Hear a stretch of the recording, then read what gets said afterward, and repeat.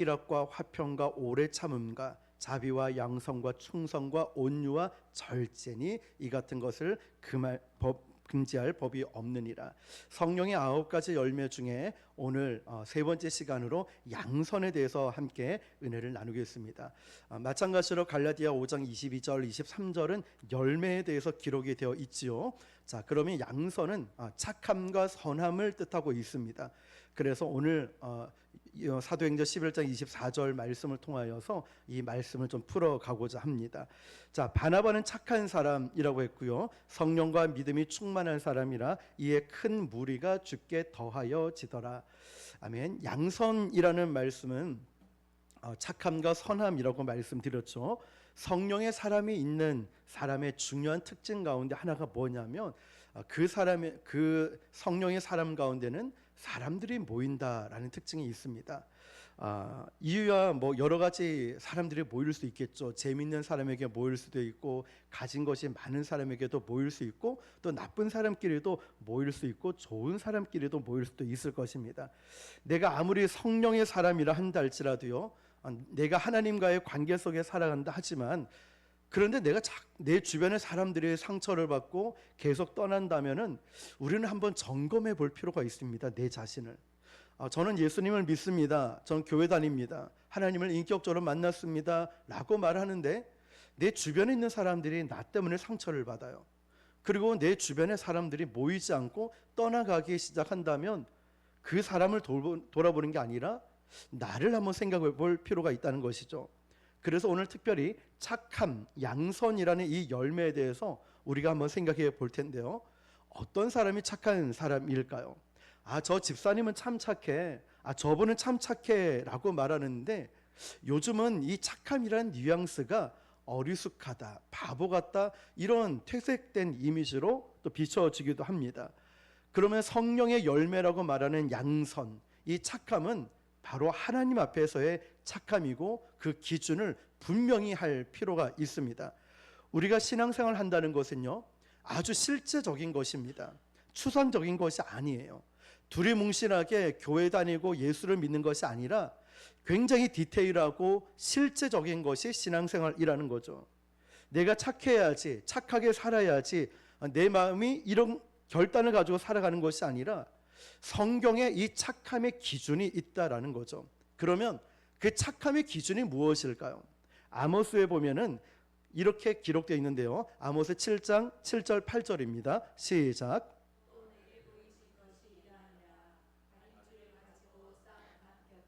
주께서 손에 다림줄을 잡고 서셨더니 여호와께서 내게 이르시되 아모스야, 내가 무엇을 보느냐?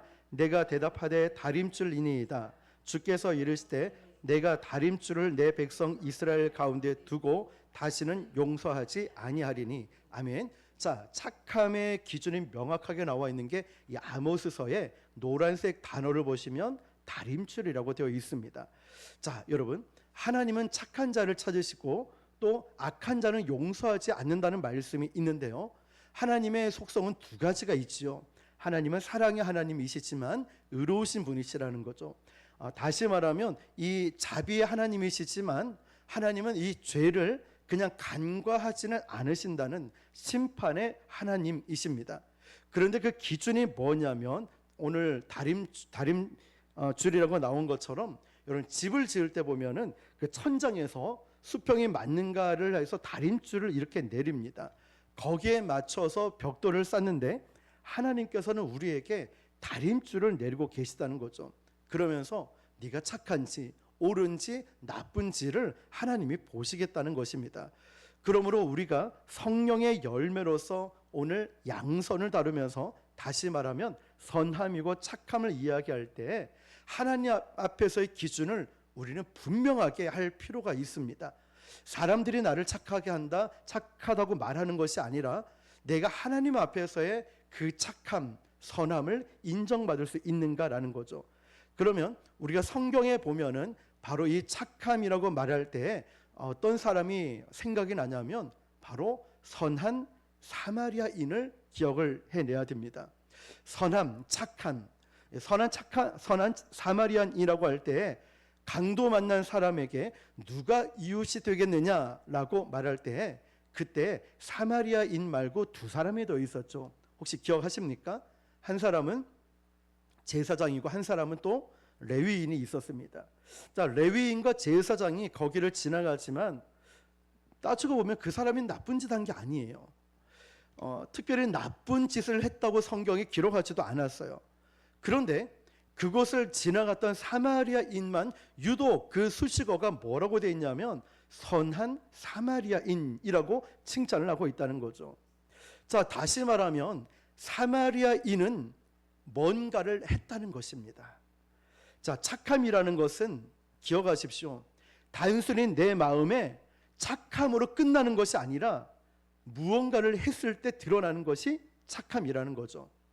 그러면 상식적으로 보면 제사장, 레위인, 더 쉽게 표현하면 목사님이 그 강도 만난 자를 만났는데 무시하고 지나가면 어떤 생각 들까요? 저 목사 왜 저래? 이런 생각 들죠. 아니, 적어도 목사님이라면은 구제하고 도와주고 강도 만난 사람을 좀 도와줘야지 왜 무시하고 지나가는 거야? 자, 이런 상식적인 기준이 들죠.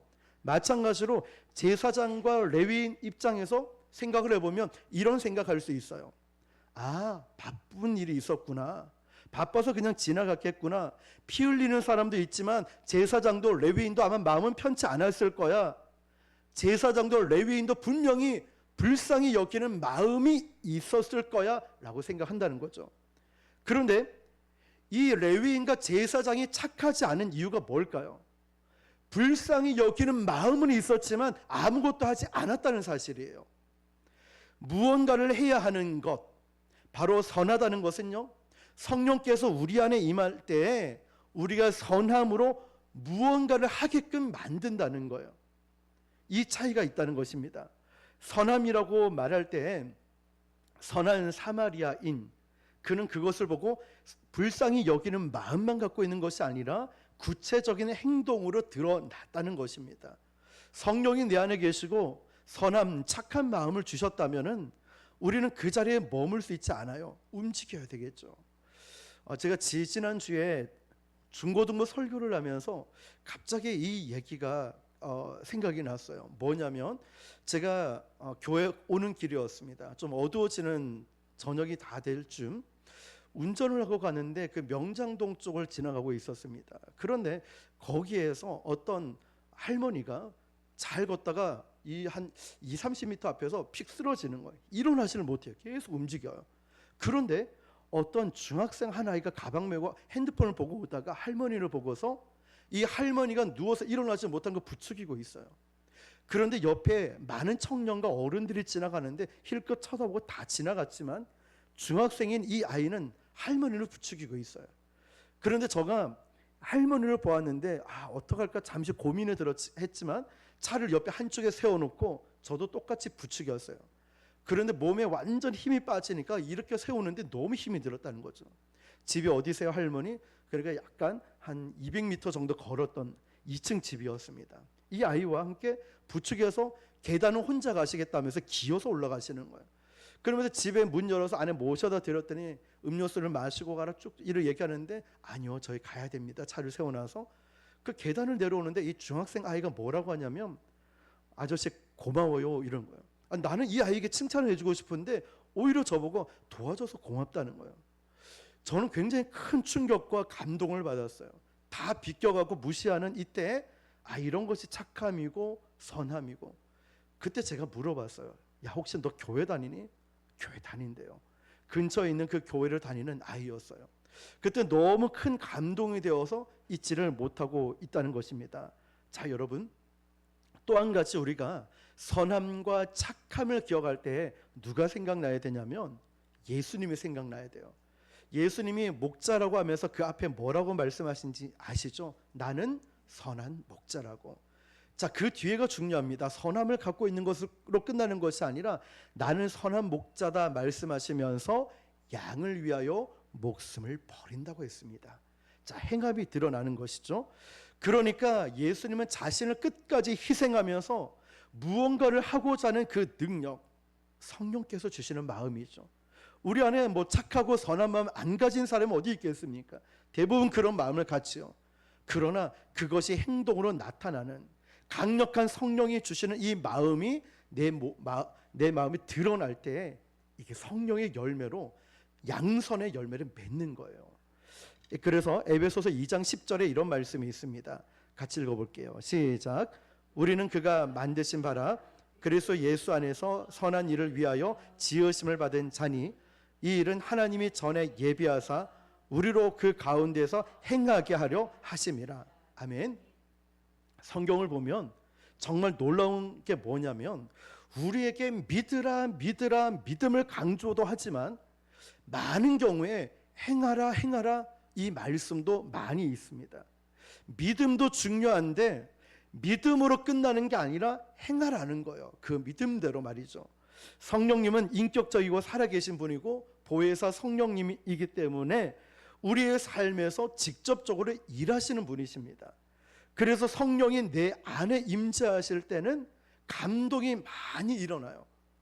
여러분 가슴을 뛰게 만드는 어떤 일들이 있죠. 여러분의 심장을 뛰고 가슴을 뛰게 하는 것.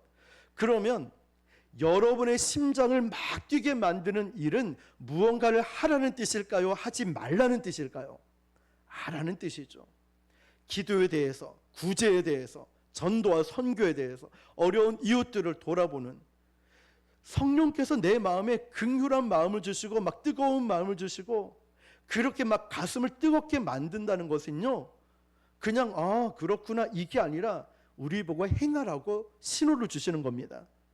그런데 많은 사람들은요, 성령께서 우리 마음속에 가슴을 막 뛰게 만드는 일을 주시는데 아무것도 하지 않아요. 그러니까 성령이 소멸되는 거예요. 내 가슴을 뛰게 만드는 무언가가 있죠. 내 생명을 다 바쳐서 내 힘을 다 바쳐서 무언가를 하라는 마음을 주시지요. 성령께서 내 가슴을 뛰게 만들어요. 그걸 하라는 거예요. 하라는 사인이고 하라는 신호예요. 근데 아무것도 하지 않아요. 이게 성령을 소멸하는 것이죠. 선한 일인데 누군가의 이야기를 듣고 여러분의 가슴이 뛰면 여러분 무언가를 하셔야 되는 거예요. 그러면 그럴 때 성령의 역사가 나타나는 거예요.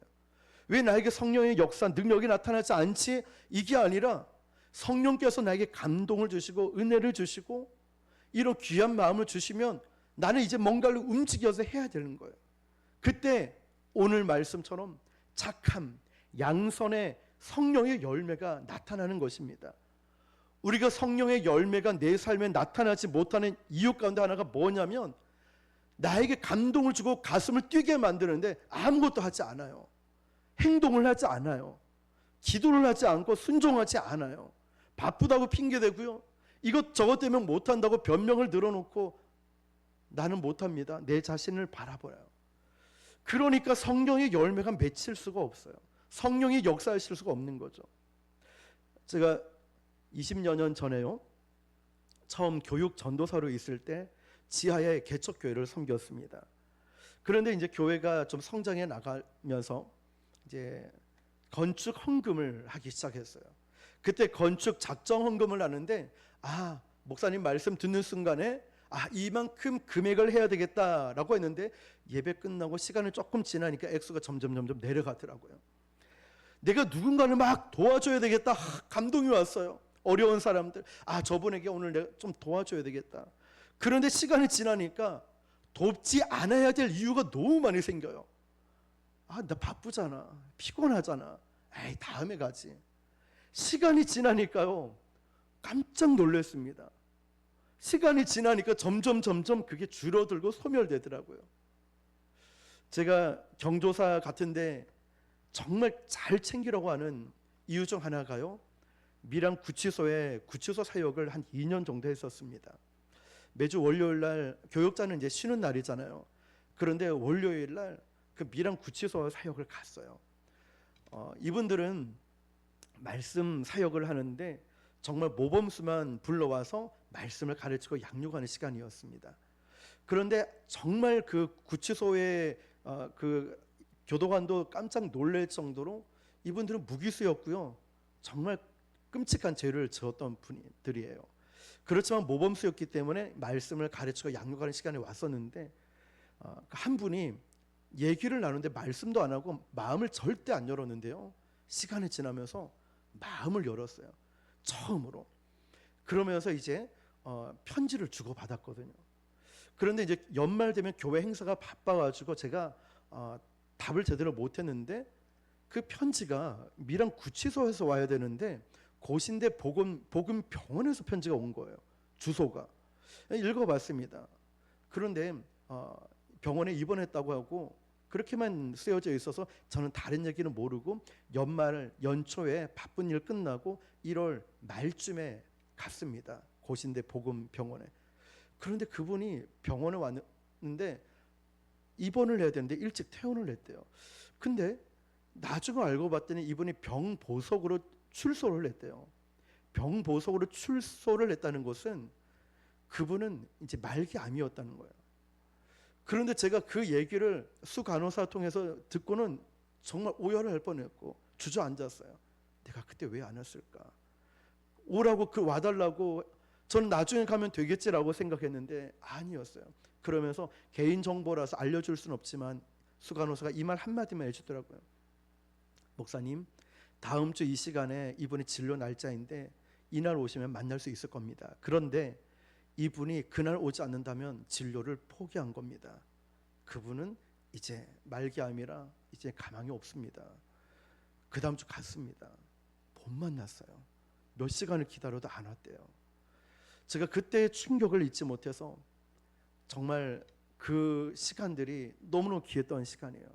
이래서 사람 일은 언제 어떻게 무슨 일이 일어날지 모르는데 제가 정말 몇 년을 그 일로 정말 그 시간들을 놓치지 말아야 되겠구나 결단을 하게 됐죠.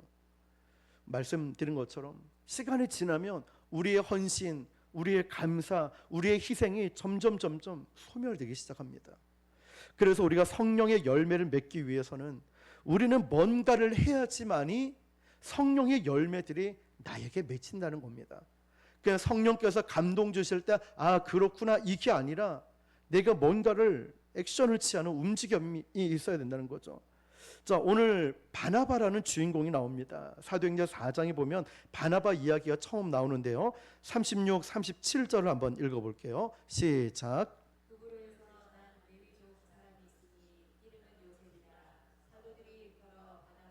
번역하면 위로의 아들이라 하니 그가 밭에 있음에 팔아 그 값을 가지고 사도들의 발 앞에 두니라. 아멘. 자, 우리가 잘 아는 초대교회 역사 가운데 사람들이 이제 은혜를 받고 성령 체험하면서 자기들 가지고 있는 것을 다 팔아서 옵니다. 공동체 생활하면서 사람들에게 나눠주기 시작하는데 요셉이라는 사람이 있었습니다. 그런데 이 요셉이라는 사람의 별명이 바나바였습니다. 그러니까 오늘 읽은 사도행전 11장에 나오는 바나바는 요셉이었어요. 바나바는 그 이름 앞에 늘 이런 수식어가 붙습니다. 착한 사람, 위로의 사람. 바나바라는 이름의 뜻은 누군가를 위로하다라는 뜻이거든요. 자, 이 바나바는 착한 사람인데 늘 사람들을 위로하고 권면해주는 그런 사람이었어요. 자, 여러분, 우리가 잘 알고 있는 사도 바울도요, 바나바가 아니었으면 지금은 그가 바울이 사도가 될 수 없었을 거예요. 사울이었던 이 사울을 바나바로 사도로 사역할 수 있게 도와준 역할을 한 사람이 바로 바나바였다는 것입니다. 그가 이제 사도가 되었죠. 그런데 사람들이 바울이 되어서 사도가 되었음에도 불구하고 옛 생활 과거를 아니까 바울을 사도로 인정해 주지 않는 거예요. 그때 바로 이 바나바가 바울을 이끌어주게 됩니다. 그러면서 훌륭하게 사역을 잘해서 이제는 역전에 대해서 바나바는 온데간데 없고 바울이 이제 전면전에 나와서 귀하게 쓰임 받습니다. 그럼에도 불구하고 이 바나바는 자기가 이제는 주인공에서 밀려났음에도 불구하고 절대로 시기 질투하지 않아요. 이렇게 바나바는 착한 사람이었어요. 우리 크리스천들이요, 저와 여러분도 세상 사람들에게 착하다라는 말을 많이 들었으면 좋겠습니다. 식당에 가서 음식을 먹을 때도 저 사람은 참 착한 사람이야 라고 얘기를 듣고 때로는 무례한 사람도 있거든요. 그리고 저는 교회 안에서도 우리 성도님들이 우리 집사님, 우리 권사님, 우리 목사님은 참 착해, 우리 성도님은 참 착해. 주변에서 그런 소리 많이 들었으면 좋겠습니다. 물론 전도하다 보면은 그런 얘기 많이 듣습니다. 우리 교회 칭찬을 하고 우리 성도님들 칭찬을 많이 듣습니다. 너무너무 기분이 좋습니다. 정말 우리 세상 사람들에게 우리가 인정을 받아야 되겠죠. 착한 사람이라고. 그분들이 믿음을 모르고 성령은 모른다 할지라도 부곡순복음교회 성도는 참 착한 성도야 라고 말이죠. 그런데 여러분, 그냥 착한 사람이 만들어지지 않습니다. 내가 조금 힘들지 않으면 착한 사람이 만들어지지 않아요. 우리가 무언가를 하지 않으면 절대 착한 사람이 될 수 없겠죠. 예를 들면 우리가 전도를 하러 가면서도요, 그분들에게 좋은 사람이 되고 착한 사람이 되는 것. 오늘은 카페에 전도하러 갔더니 손님들이 다 일어나서 인사를 해요. 그러면서 한 사람이 벌쩍 일어나서 오더니 커피 계산을 하는 거. 오늘은 커피 내가 사니까 아무도 계산하지 말라고. 사장님이 그럽니다. 목사님, 어쩜 그렇게 사람들이 이렇게 교회와 목사님을 좋아하는지 모르겠다고. 감사한 일이죠, 여러분. 그런데 여러분, 그렇게 되기까지는 그냥 된 게 아니죠. 인사 잘한다고 되는 건 아니겠죠. 나의 개인적인 생각들을 다 내려놓고 나의 희생과 헌신, 우리의 그 모습이 반드시 필요하죠. 여러분이 하고 싶지 않은 일이지만 꼭 해야 될 일이라면 움직여야 되는 것이죠. 자, 오늘 우리가 착함을 이야기하죠. 양선. 그런데 우리가 제일 방해되는 게 있어요. 그게 뭐냐면 내 생각이고 내 관점인 거예요. 내 주관인 거예요. 자꾸만 내 관점과 생각으로 저 사람은 이런 사람이야. 저 사람은 맞지 않아. 이러니까 내 착함이 드러나고 양선이 드러나야 되는데 이게 되지가 않는 거예요. 왜냐하면 내 관점으로 이해가 되지 않거든요. 그래서 하나님은 우리에게 또 다른 관점을 주시는 거예요. 정말 우리가 하나님의 이름 때문에 때로는 욕을 먹을 수도 있고요, 손해볼 수도 있고 때로는 억울한 일을 당할 수 있어요. 그러니까 하나님 앞에 주시는 그 생각 때문에 우리가 순종하며 나갈 때 내 안에 억울함, 상처, 욕을 들을 수도 있어요. 때로는 정말 안 좋은 소리도 들을 수 있어요. 이걸 견뎌내야 착함이 드러날 수 있다는 거죠. 우리 요즘 전도하면서 여러 가지 일도 생겨요. 저도 싸우고 싶고 큰 소리 치고 싶을 때도 많아요. 근데 이게 나의 십자가이구나. 이걸 참아야 되겠구나. 하나님이 주신 일에 집중하니 다른 일은 다 참고 견딜 수 있었고요, 시간이 지나니까 착함, 양선의 열매가 맺히더라는 겁니다. 목회를 할 때도 마찬가지예요. 때로는 참고 있는 게 너무 힘들 때가 있어요. 그런데 하나님이 나에게 주신 십자가이구나 라고 생각하고, 하나님이 나에게 참으라고 말씀하시면 믿는 사람이니 참아야 되겠구나. 이 참음, 지난번에 나누었던 오래 참음을 통하여 성령의 열매가 맺혀진다는 것입니다. 우리들 교회라고 김양재 목사님, 여자 목사님을 아실 겁니다. 서울대 음대를 나왔고 굉장히 똑똑하다고 합니다. 그런데 결혼 생활하면서 이 목사님이 어려움을 겪었어요. 남편에 대한 불신과 상처로 남편을 용서하지 못하고 뿐만 아니라 시어머니까지도 용서를 못하게 했대요. 그런데 그 목사님이 나중에는 남편과 시어머니를 용서하면서 목회를 하기 시작했습니다.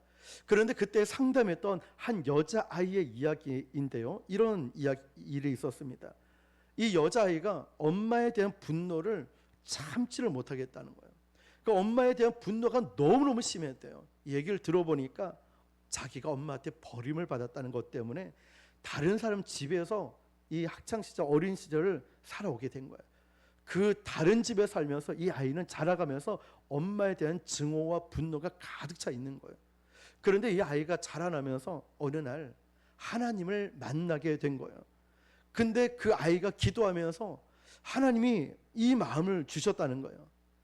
너를 버린 엄마의 모습만 기억하는 것이 아니라 너의 아버지에게 버림받은 너의 엄마를 불쌍히 여기라고.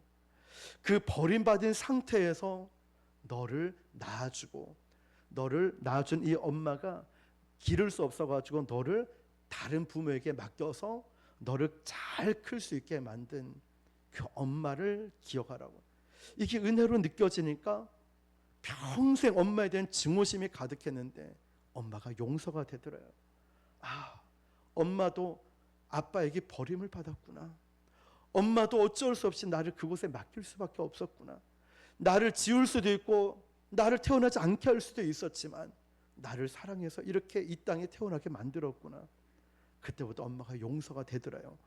여러분, 우리에게 하나님의 은혜가 들어오고 하나님의 마음이 들어오면 이 분노가 달라집니다. 증오심이 달라져요. 하나님의 마음이 들어오면 우리 마음속에 착함, 양선의 마음이 들어요. 그런데 이 착함은 하나님이 저와 여러분에게 주시는 그 마음 때문에 우리에게 일어나는 거예요. 누가 주신다고요? 하나님이 주시는 거예요.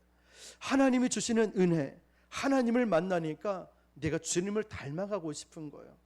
예수님의 마음으로 그 사람을 품어주고 그 사람을 안아주고 그 사람이 이해가 되고 용서가 되는 거죠.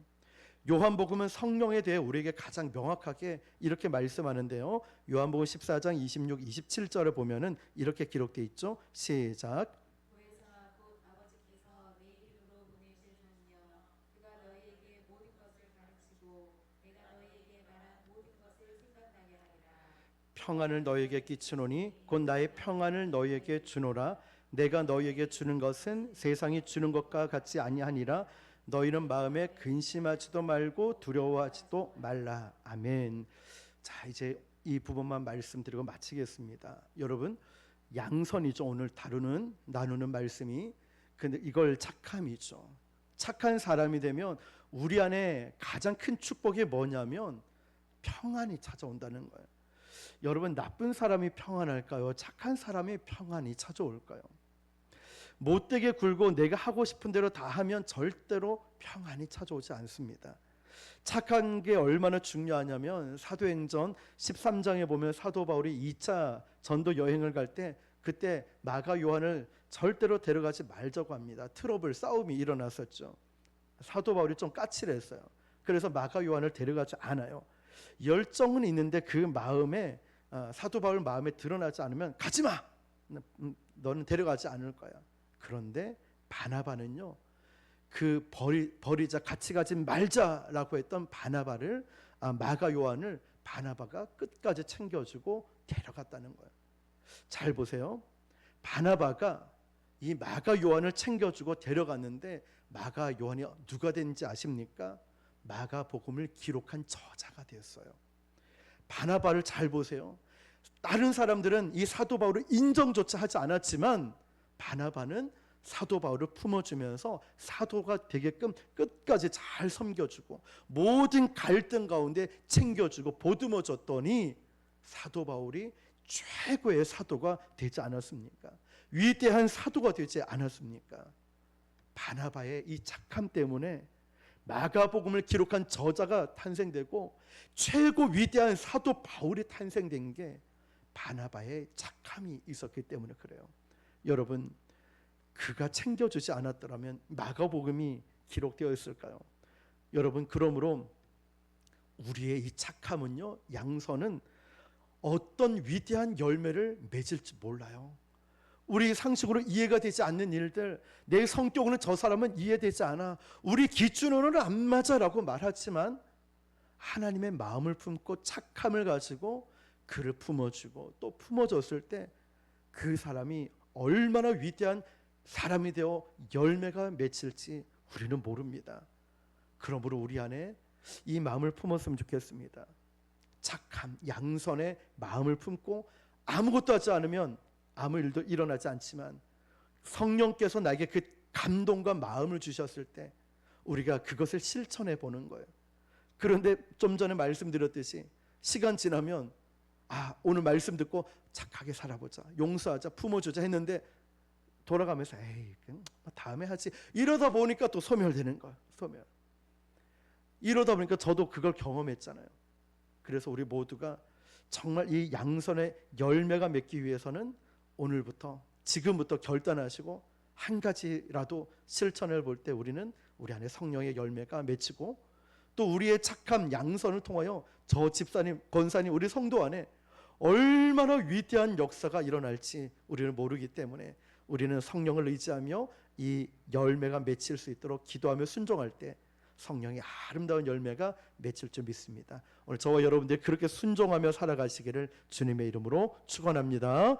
기도하겠습니다. 오늘 주신 말씀처럼 하나님